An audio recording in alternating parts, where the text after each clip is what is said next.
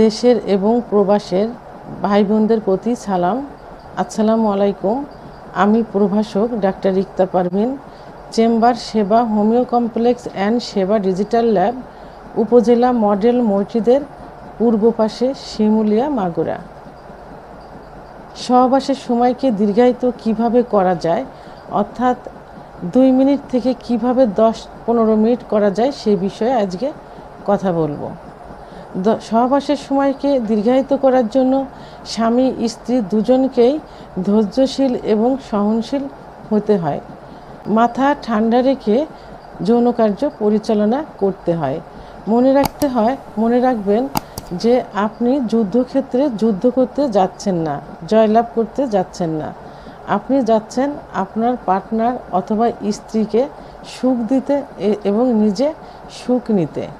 যখন সহবাস শুরু করতে যাবেন তার পূর্বে দুজনকে পর্যাপ্ত পরিমাণ ফোরপ্লে করবেন।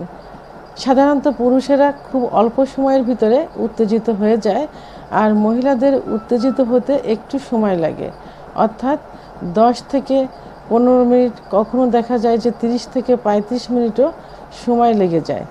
এই জন্য দুজনকে পর্যাপ্ত পরিমাণে ফোরপ্লে করবেন। যখন দেখবেন যে চরম উত্তেজিত হয়ে গেছেন, ঠিক সেই মুহূর্তেই যৌন কার্য শুরু করবেন। আচ্ছা, যৌন কার্য শুরু করার পর যখন আপনার প্রাইভেট অঙ্গ স্ত্রীর যোনির মধ্যে প্রবেশ করবেন এবং 5 থেকে 6 বার সঞ্চালন করার পর যখন বুঝতে পারবেন যে আপনার বীর্যপাত হয়ে যাচ্ছে, ঠিক সেই মুহূর্তে আপনি আপনার প্রাইভেট অঙ্গ সরিয়ে আনবেন যোনিপথ থেকে, স্ত্রী যেন সেটা বুঝতে না পারে। তবে স্ত্রীকে উত্তেজিত অবস্থা থেকে সরিয়ে আনা যাবে না, তাকে পর্যাপ্ত পরিমাণে ফোরপ্লে করবেন। যেখানে ফোরপ্লে করলে সে উত্তেজিত অবস্থায় থাকে, ঠিক সেখানেই ফোরপ্লে করবেন এবং কথা বলবেন, গল্প করবেন। এর মধ্যে দেখবেন যে আপনার প্রাইভেট অঙ্গ নিস্তেজ হয়ে গেছে। তো আবার যখন নিস্তেজ অবস্থা থেকে আবার শুরু করার ডিসিশন নেবেন, তখন মন মানসিকতা সেইভাবে তৈরি করবেন। তবে যৌন কার্য পরিচালনার পূর্বে, অর্থাৎ সহবাসে আসার পূর্বে আপনি কিছু খাবার খেয়ে নেবেন, যেমন 1 গ্লাস কুসুম গরম দুধ, 1টা ডিম, 1টা কলা, 2টা খেজুর, 2টা কাজু বাদাম, অন্তত সহবাসের 1 ঘন্টা আগে এইগুলো খেয়ে নেবেন।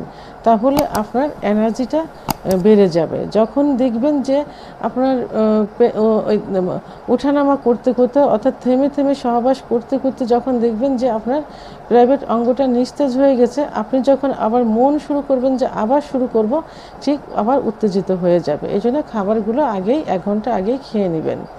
তো যখন প্রাইভেট আবার যৌন কার্য পরিচালনা করবেন, তখন আবার সেইভাবে নিজেকে প্রস্তুত করে যৌন কার্য শুরু করবেন। আবার 5 থেকে 6 বার সঞ্চালন করার পর যখন আবার বীর্যপাত হওয়ার সম্ভাবনা হবে, ঠিক তখন আবার এইভাবে বের করে ফেলবেন।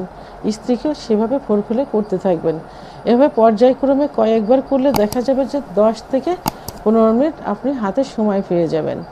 আচ্ছা, এটার জন্য আরেকটা পদ্ধতি অবলম্বন করা যায়, অর্থাৎ প্রাইভেট অঙ্গ অত্যন্ত সেন্সিটিভ, যেখানে স্ত্রীর যোনির মধ্যে যে স্পট জায়গা থাকে, ওর স্পর্শ পেলেই এটা উত্থান হয় এবং কয়েকবার সঞ্চালন করলেই বীর্যপাত হয়ে যাওয়ার সম্ভাবনা হয়ে যায়। এই জন্য অ্যানেস্থেটিক জাতীয় কিছু ব্যবহার করবেন। এর মধ্যে যেমন কন্ডোমটা কিন্তু রাবার জাতীয়, এটা ব্যবহার করলে সহজেই প্রাইভেট অঙ্গের স্কিনে কিন্তু ওইভাবে স্পর্শ হবে না, অর্থাৎ একটু দেরিতেই আপনার বীর্যপাত হবে।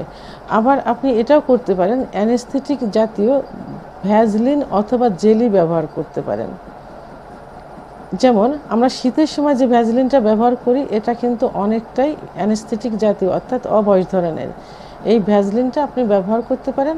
এটা প্রাইভেট অঙ্গের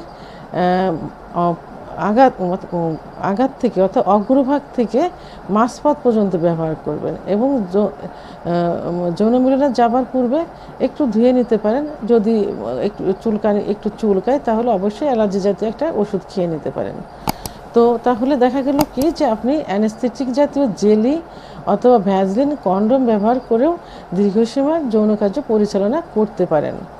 তো আমরা যে পদ্ধতিটা পূর্বে বললাম যে থেমে সহবাস করতে হবে, এইটা আপনি 4 থেকে 5 মাস প্র্যাকটিসটা করলে একটা সময় অভ্যাসে পরিণত হয়ে যাবে। তখন এই থেমে থেমে সহবাস আর করা লাগবে না, এমনিতে আপনার সময়টা বেড়ে যাবে। তো বন্ধুরা, আমার ভিডিওটি সম্পর্কে যদি কোনো মতামত থেকে থাকে তাহলে অবশ্যই কমেন্টসের মাধ্যমে জানাবেন। আর ভিডিওটি ভালো লাগলে লাইক, কমেন্ট, সাবস্ক্রাইব করে আমার সঙ্গে থাকুন। আল্লাহ হাফেজ।